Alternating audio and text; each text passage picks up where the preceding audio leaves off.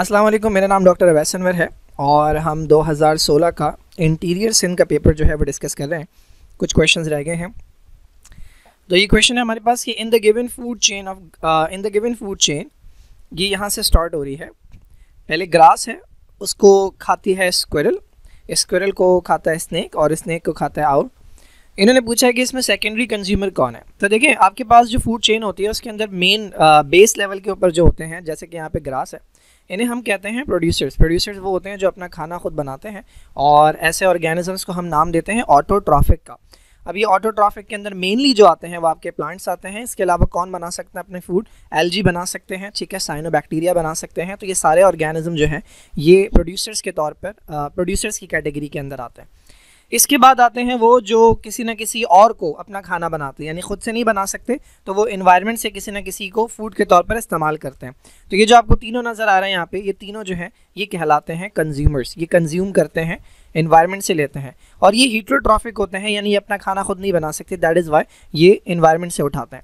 अब इसके अंदर तीन कैटेगरीज होती हैं। पहली कंज्यूमर वो होते हैं कि जो इन्हें खाते हैं, प्रोड्यूसर्स को खाते हैं। ये कंज्यूमर्स कहलाते हैं हर्बीवोर्स।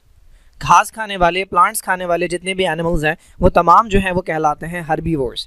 उसके बाद वो आते हैं जो हर्बीवोर्स को खाते हैं, यानी ये वो एनिमल है जो किसी और एनिमल को खा रहा है और ये वो एनिमल था जो घास खा रहा था या जो प्लांट खा रहा था। तो जो हर्बीवोर्स को खाते हैं वो कहलाते हैं कार्निवोर्स। अच्छा सॉरी, ये जो स्क्विरल है यहाँ पे, ये हर्बीवोर तो है, लेकिन इन हर्बीवोर्स को हम कहते हैं दे आर प्राइमरी कंज्यूमर्स, ठीक है, ये प्राइमरी कंज्यूमर है। उसके बाद इन प्राइमरी कंज्यूमर को या हर्बीवोर को खाने वाले जो कार्निवोर्स होते हैं, ये पहला कार्निवोर जो है ये कहलाता है सेकेंडरी कंज्यूमर, और फिर इसे भी खाने वाला जो कार्निवोर होता है ये कहलाता है टर्शरी कंज्यूमर। तो इस तरह से कंज्यूमर की तीन टाइप्स होती हैं, प्राइमरी जो प्रोड्यूसर्स को खाएं, सेकेंडरी जो प्राइमरी कंज्यूमर को खाएं, और टर्शरी जो सेकेंडरी कंज्यूमर को खाएं। टर्शरी कंज्यूमर को यूजुअली कोई नहीं खाता, लेकिन जब ये मर जाता है तो इसकी बॉडी को ब्रेक करते हैं, तोड़ते हैं कुछ ऑर्गेनिज्म जिन्हें हम कहते हैं डीकम्पोजर्स। डीकम्पोजर्स में आपने दो का नाम बहुत इंपॉर्टेंट सुना होगा, एक बैक्टीरिया होता है और दूसरा फंजाई होता है, ठीक है। तो ये तो हो गई फूड चेन। अब यहाँ पे इन्होंने पूछा है who is the secondary consumer कौन है, तो ये हमारे पास प्रोड्यूसर है, इसको खाने वाला प्राइमरी कंज्यूमर, और इसको खाने वाला ये है स्नेक जो है सेकेंडरी कंज्यूमर। ओके, डार्विन की थ्योरी जो एवोल्यूशन की है बाय नेचुरल सिलेक्शन, उसके कौन कौन से पॉइंट हैं? तो यहाँ पर 4-5 पॉइंट्स जो हैं, इनमें से 4 डार्विन के हैं, एक नहीं है। आपको वो ढूंढना है जो नहीं है। तो पहला डार्विन का पॉइंट यहाँ पर मैं आपको लाइन से बताता हूँ। डार्विन का पहला पॉइंट जो था ना वो ये था कि एनिमल्स के पास रिप्रोडक्शन की एबिलिटी हद से ज़्यादा है, हाई रिप्रोडक्टिव पोटेंशियल है। फॉर एग्जाम्पल, मैंने पहले भी पिछली वीडियोज़ में एग्जाम्पल दिया ये कि अगर हम ह्यूमन मेल की बात करें, देखिए एक स्पर्म चाहिए होता है एक बच्चा पैदा करने के लिए, लेकिन ह्यूमन मेल जब एक बार उसकी बॉडी से सीमन रिलीज होता है जो उसका रिप्रोडक्टिव फ्लूइड होता है, उसके अंदर मिलियंस ऑफ स्पर्म्स होते हैं, जबकि पूरी लाइफ के अंदर ह्यूमन मेल कई बार, हज़ारों बार जो है वो सीमन रिलीज कर सकता है। यानी एक ह्यूमन मेल के पास लाखों करोड़ों बच्चे पैदा करने की एबिलिटी है। दूसरा पॉइंट जो डार्विन ने दिया था वो ये था कि ऑल्दो रिप्रोडक्शन की एबिलिटी इतनी ज़्यादा है, लेकिन उसके बावजूद नंबर एक हद से ज़्यादा बढ़ता नहीं है। क्यों? क्योंकि एक स्ट्रगल है, जिंदा रहने के लिए एक जंग है। ये जंग 3 तरह की है, स्पीशी की आपस में है, इंसान की इंसान के साथ, एक स्पीशी की दूसरी स्पीशी से है, इंसान की जानवरों के साथ, और किसी भी स्पीशी की इन्वायरमेंट से है। इन्वायरमेंट से जो प्रॉब्लम्स आती हैं, सूखा है या फिर सैलाब आ गया है या तूफान आ गया है। तीसरा पॉइंट है हेरिडिटरी और वेरिएशन। डार्विन कहता है कि कोई भी दो एनिमल एग्जैक्टली एक जैसे नहीं है, हमेशा उनके अंदर माइनर डिफरेंसेस होते हैं। एक ही पेरेंट के अगर 2 बच्चे हैं, दोनों ट्विंस भी हैं, आइडेंटिकल ट्विंस हैं, उसके बावजूद एक पढ़ाई में अच्छा होगा एक पढ़ाई में बुरा होगा। उसका रीज़न ये है कि ऑल्दो दोनों के पास इन्वायरमेंट सेम है, लेकिन उसको इस्तेमाल करने की जो एबिलिटी है वो दोनों की डिफरेंट होती है, तो हमेशा वेरिएशंस होते हैं। डिफरेंट सर्वाइवल ये पॉइंट है तो नहीं, लेकिन ये पता नहीं किसी और पॉइंट को इन्होंने कहा है। मेरे ख्याल में चौथा पॉइंट जो उसका है वो ये है कि डार्विन कहता है कि जिन ऑर्गेनिज्म के पास, जिन एनिमल्स के पास अच्छी वेरिएशंस होती हैं, अच्छे कैरेक्टर्स होते हैं, तो उन्हें नेचर जो है वो सेलेक्ट करता है, वो सर्वाइव करते हैं, वो रिप्रोड्यूस करते हैं, और जिनके पास अच्छे कैरेक्टर्स नहीं होते उनकी जो है वो डेथ हो जाती है और वो आगे नहीं। तो नेचर जो है वो सेलेक्ट करता है बेस्ट को, दैट इज़ वाई इसे नेचुरल सिलेक्शन भी कहते हैं और इसे सर्वाइवल ऑफ द फिटेस्ट भी कहते हैं। ये वाला पॉइंट जो है इनहेरिटेंस ऑफ एक्वायर्ड कैरेक्टर्स, ये पॉइंट डार्विन का नहीं है, ये पॉइंट लेमार्क का है। लेमार्क कहता है कि भाई जो भी चेंजेस हमारी बॉडी के अंदर आते हैं लाइफ में, वो तमाम चेंजेस हम अपनी जनरेशन में आगे पास ऑन करते थे, जबकि ये बहुत गलत पॉइंट है। किसी की अगर किडनी निकाल ली जाए तो ऐसा नहीं होता कि उसके जो बच्चे पैदा हों उनके अंदर सिर्फ एक किडनी हो। किसी का अगर हाथ या पैर टूट गया है, उससे अलग हो गया है, तो ऐसा नहीं होता कि उनके बच्चे बिना हाथ या बिना पैर के पैदा होते हैं। क्यों? ये तमाम एक्वायर्ड कैरेक्टर्स हैं और ये आगे पास ऑन नहीं होते। तो ये लेमार्क का पॉइंट था, ये डार्विन का पॉइंट नहीं था। ओके, क्वेश्चन है कि एक ऑर्गेनिक कंपाउंड है कि जिसके अंदर हाइड्रोजन और ऑक्सीजन जो है ना, उनका रेशो सेम होता है जैसा कि वाटर में होता है। वाटर का रेशो क्या है भाई? वाटर के अंदर हाइड्रोजन 2 होते हैं और एक ऑक्सीजन है, तो ये रेशो बनता है 2:1। तो वो कौन सा ऑर्गेनिक कंपाउंड है कि जिसके अंदर हाइड्रोजन और ऑक्सीजन का सेम रेशो हो? तो अगर आपने चैप्टर नंबर 2 पढ़ा है फर्स्ट ईयर बायोलॉजी में, तो आपने ये पढ़े होंगे कार्बोहाइड्रेट। कार्बोहाइड्रेट बेसिकली ऐसे ऑर्गेनिक कंपाउंड्स है कि जिसमें कार्बन है, हाइड्रोजन है और ऑक्सीजन है, और इनकी डेफिनेशन के अंदर ये बात कही जाती है कि इनके अंदर जो हाइड्रोजन और ऑक्सीजन का रेशियो होता है वो बिल्कुल वाटर जैसा होता है। For example, most commonly known carbohydrate glucose C6H12O6। तो अगर आप हाइड्रोजन और ऑक्सीजन को सिंप्लीफाई करें तो ये बनता है 6:1 एंड 6:2, तो ये बनता है 2:1। अच्छा, इसी वजह से अगर आप नोटिस करें तो ऐसा नहीं लग रहा कि आपने कार्बन को किसके साथ रख दिया, आपने कार्बन को वाटर के साथ रख दिया है। तो इसी वजह से इन्हें हम हाइड्रेटेड कार्बन भी कहते हैं। कार्बोहाइड्रेट का मतलब है हाइड्रेटेड कार्बन, यानी ऐसा लगता है कि कार्बन को हमने वाटर के साथ बिठा दिया है। तो ये बेसिक कार्बोहाइड्रेट की डेफिनेशन है। फैट्स के अंदर कार्बन भी होता है, हाइड्रोजन भी होता है, ऑक्सीजन भी होता है, लेकिन इसके अंदर ऑक्सीजन का अमाउंट जो है ना वो बहुत कम होता है। कार्बोहाइड्रेट में जितने कार्बन होते हैं उतने ही ऑक्सीजन होते हैं। इसमें आप देखेंगे एक चैप्टर नंबर 2 के अंदर आपके पास 2 फार्मूलाज लिखे हुए हैं लिपिड के, एक स्टेरिन का है आई थिंक और एक लिनेलिन का है। उसमें आप देखेंगे तो 57 के करीब कार्बन होंगे और मेरे ख्याल में 110 के करीब हाइड्रोजन है, और ऑक्सीजन अगर आप देखेंगे तो शायद 6 है। तो देखें 57 कार्बन और ऑक्सीजन का नंबर सिर्फ 6 है, और हाइड्रोजन और ऑक्सीजन का रेशियो वाटर के मुताबिक नहीं है, जबकि इसके अंदर अगर आप देखें तो कार्बन और ऑक्सीजन का जो नंबर है वो बराबर होता है। तो ये एक बड़ा इंपॉर्टेंट फ़र्क है कार्बोहाइड्रेट और लिपिड्स के अंदर। और लिपिड्स जो हैं बेसिकली वो इनसॉल्युबल भी होते हैं वाटर के अंदर। प्रोटीन्स अमाइनो एसिड से बने होते हैं और न्यूक्लिक एसिड जो है ये न्यूक्लियोटाइड से बना होता है। ये मैं चैप्टर 2 में एक्सप्लेन कर चुका हूँ। Okay, deficiency of vitamin A, ये 1000 बार क्वेश्चन जो है ये आ चुका है। नाइट ब्लाइंडनेस होता है विटामिन ए की डेफिशिएंसी से। बाकी बीमारियां क्या हैं भाई? रिकेट्स जो है ये बच्चों के अंदर विटामिन डी की कमी की वजह से होता है। उनकी जो बोन्स हैं वो मुड़ जाती हैं, सॉफ्ट हो जाती हैं, और जिसकी वजह से वो मुड़ जाते हैं। तो हमारे हाथ जो है वो बिल्कुल सीधे सीधे होते हैं, इन बच्चों के हाथ थोड़े इस तरह के होते हैं, हाथ और पैर जो है ना इनके मुड़ जाते हैं। ओके, तो ऑस्टियोमलेशिया क्या है? ऑस्टियोमलेशिया भी विटामिन डी की डेफिशिएंसी की वजह से होता है, लेकिन ये बच्चों में नहीं होता, ये बड़ों में होता है। देखें, बच्चे के अंदर अगर विटामिन डी कम हुआ तो उसकी बोन्स हो जाएंगी सॉफ्ट, जिसकी वजह से वो प्रेशर बर्दाश्त नहीं करेंगी और मुड़ने लगेंगे। लेकिन अगर आप में या मुझ में विटामिन डी की कमी हो तो अब हमारी बोन्स तो हो चुकी हैं सख्त, तो हमारी बोन्स मुड़ेंगी नहीं, लेकिन हमारी बोन्स थिन हो जाएंगी। थिन हो जाएंगी का मतलब ये है कि वीक हो जाएंगी और आसानी से फ्रैक्चर हो जाएंगी। तो इस कंडीशन को हम कहते हैं osteomalacia. Delay in the coagulation of blood, यानी खून जो है वो जमने में देर करे, तो ये या तो प्लेटलेट्स का मसला होगा, प्लेटलेट्स अपना काम प्रॉपर्ली नहीं करेंगे। लेकिन आपके लेवल के ऊपर ये प्लेटलेट्स का इशू नहीं होगा, ये मसला होगा विटामिन के का, ठीक है, विटामिन के की डेफिशिएंसी से होगा, ठीक है। या फिर अगर ब्लड क्लॉट नहीं हो रहा तो इसका मतलब हो सकता है पेशेंट को हीमोफीलिया हो, जिसके अंदर क्लॉटिंग फैक्टर 8 जो है वो उनके अंदर मिसिंग होता है। मेल्स के अंदर बहुत कॉमन है ये। एनीमिया कहते हैं खून की कमी को, और ये आयरन की डेफिशिएंसी से होती है, ठीक है। आयरन जिसे Fe लिखते हैं हम, तो ये आयरन की डेफिशिएंसी से होती है। ओके जी, ultra filtration of blood occurs in, ये हमारे पास चैप्टर नंबर 1 से क्वेश्चन है। ये सेकेंड ईयर बायोलॉजी में नेफ्रॉन है। ये उसका बेसिक स्ट्रक्चर है।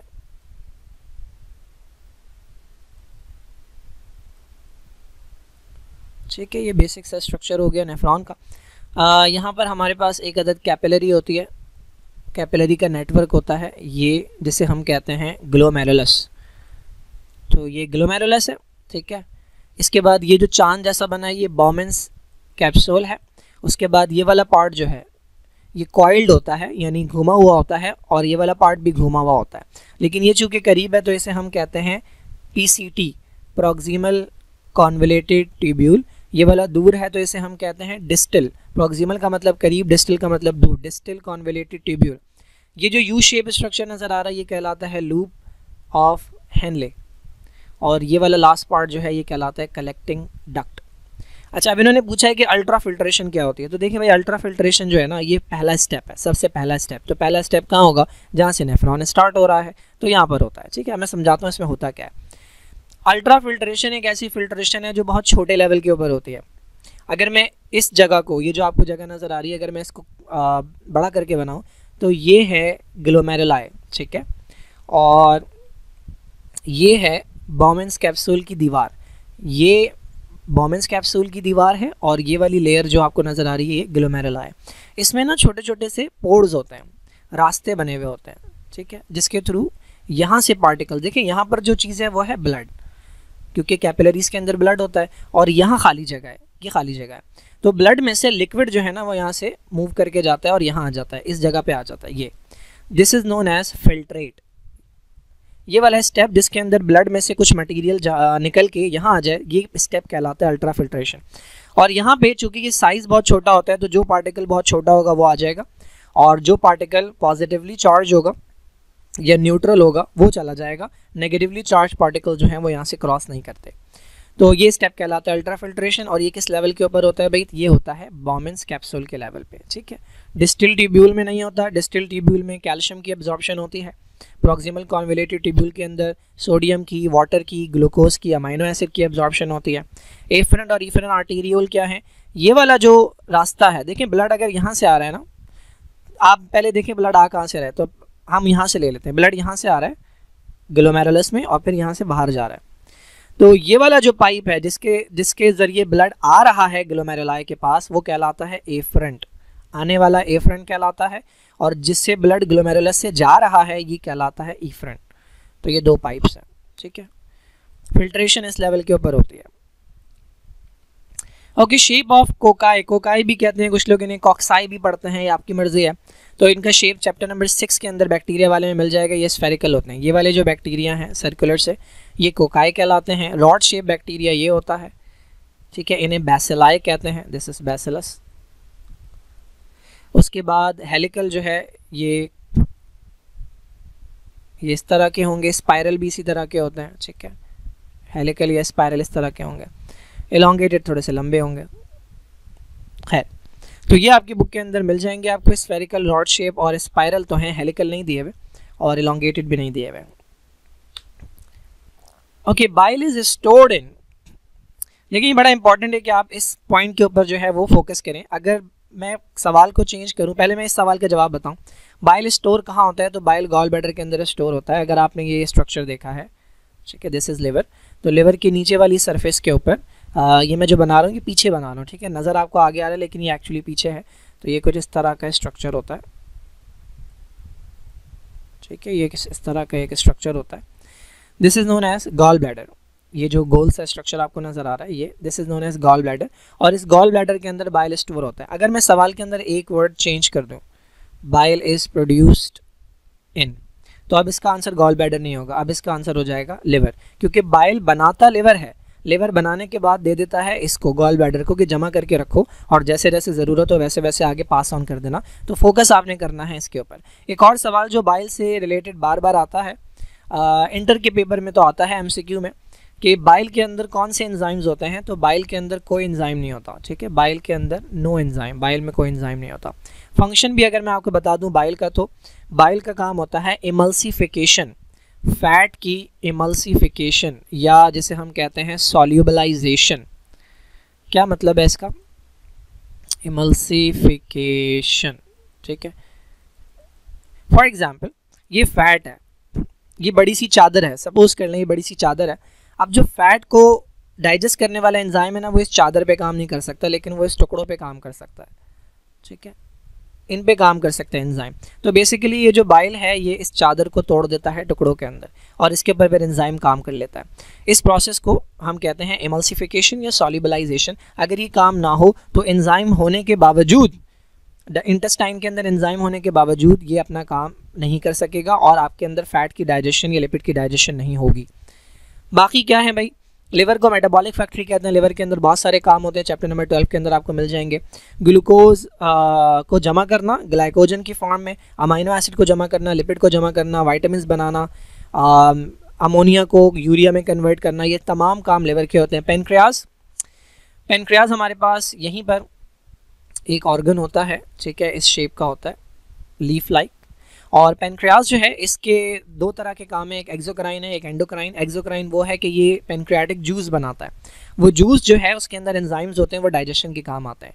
एंडोक्राइन फंक्शन क्या है, इससे दो हार्मोन्स आते हैं, एक इंसुलिन और एक ग्लूकागॉन। इंसुलिन का काम ब्लड के ग्लूकोज को कम करवाना, नॉर्मल पे लेकर आना, और ग्लूकागॉन का काम ब्लड के ग्लूकोज के लेवल को ऊपर उठाना, नॉर्मल पे लेकर आना।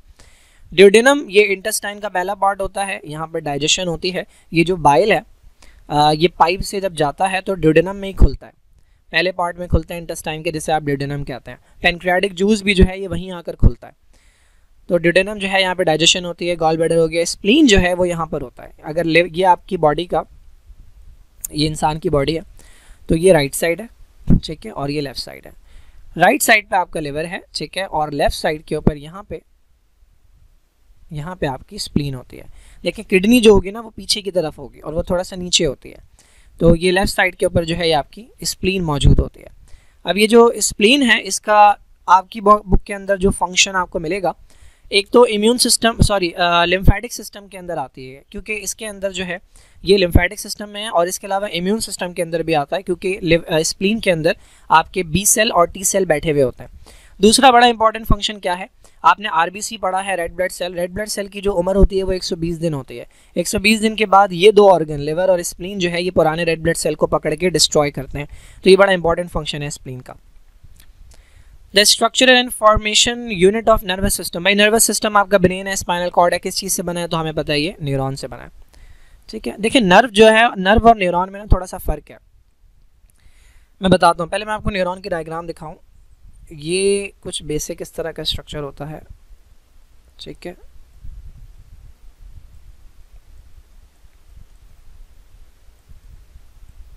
तो ये हमारे पास एक न्यूरॉन है, ये बीच में जो पार्ट है ये पूरा हिस्सा, this is known as cell body, या इसे सोमा भी कहते हैं, ठीक है। इससे एक तरफ ये वाले प्रोसेसेस निकले हुए हैं और एक तरफ ये वाला प्रोसेस निकला। अब इसमें से डेंड्राइट कौन सा है, इसमें से एक्सॉन कौन सा है, तो हमें देखना पड़ेगा कि मैसेज आ कहाँ से रहा है और जा कहाँ रहा है। अगर मैसेज इधर से आ रहा है और इधर जा रहा है, ठीक है, तो सोमा की तरफ, इस पार्ट की तरफ लाने वाला जो हिस्सा होता है वो डेंड्राइट कहलाता है, ठीक है। और इससे मैसेज ले जाने वाला जो हिस्सा होता है ये एक्सॉन कहलाता है।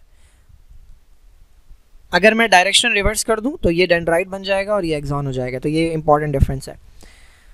तो ये जो एक्सॉन्स होते हैं ना, बेसिकली ये एक्सॉन्स बहुत सारे मिल जाएं तो एक मोटा स्ट्रक्चर बनता है। फॉर एग्जांपल ये एक स्ट्रक्चर है कि जिसके अंदर बहुत सारे एक्सॉन मिले हुए हैं, मैंने एक शीट के अंदर बहुत सारे एक्सॉन जमा कर दिए, इसको हम कहते हैं नर्व, ठीक है। तो नर्व और न्यूरॉन में फ़र्क है, न्यूरॉन सिंगल यूनिट है, नर्व कलेक्शन होता है इन एक्सॉन्स का।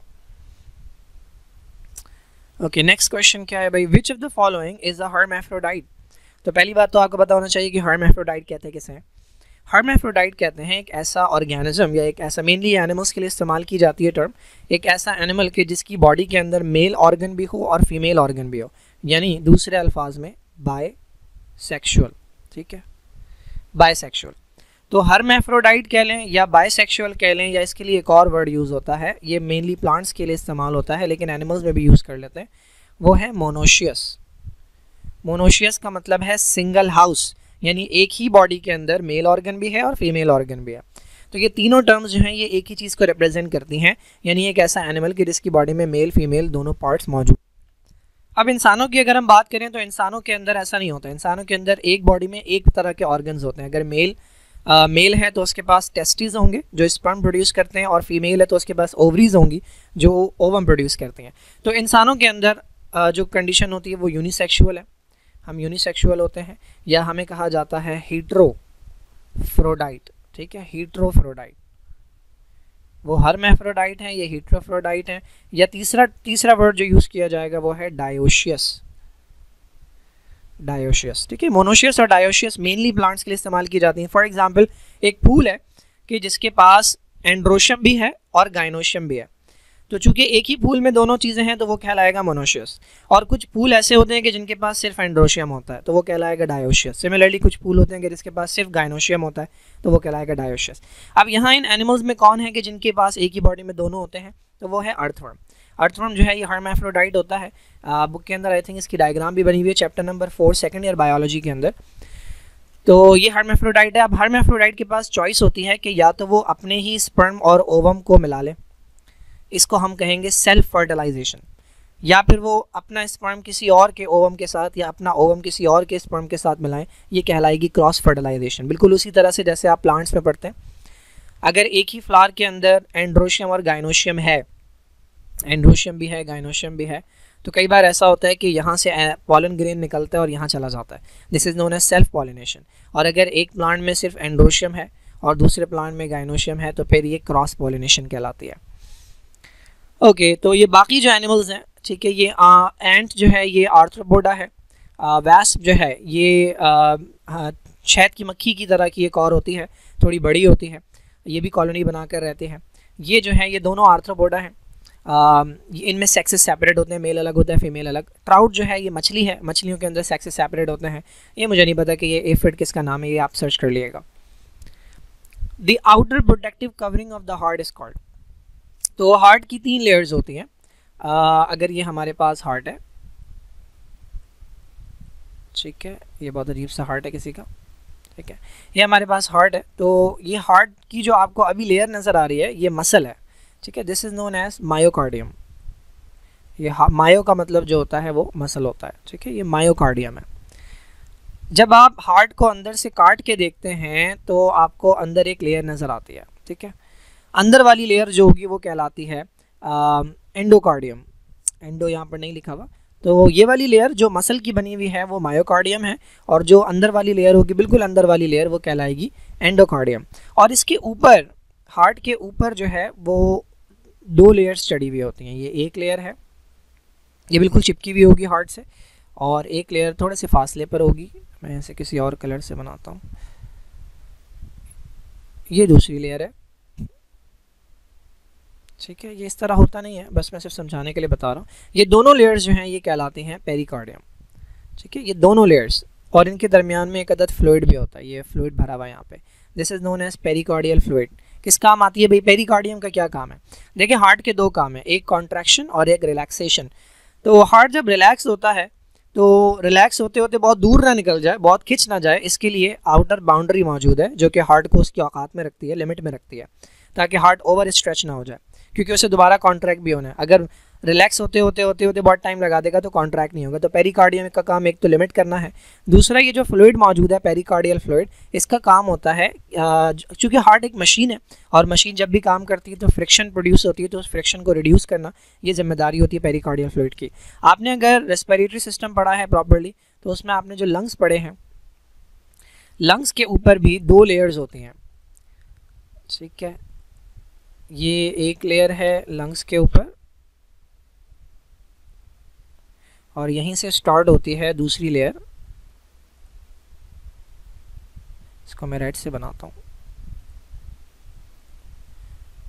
ये यहाँ से स्टार्ट हो रही है दूसरी लेयर, और इनके दरमियान भी एक स्पेस होती है और वहाँ पर भी एक फ्लूइड होता है, ये भी एक फ्लूइड भरा हुआ है। ये दोनों लेयर जो लंग्स को कवर करती हैं, these are known as pleura, ये लिखा हुआ है यहाँ पे, these are known as pleura.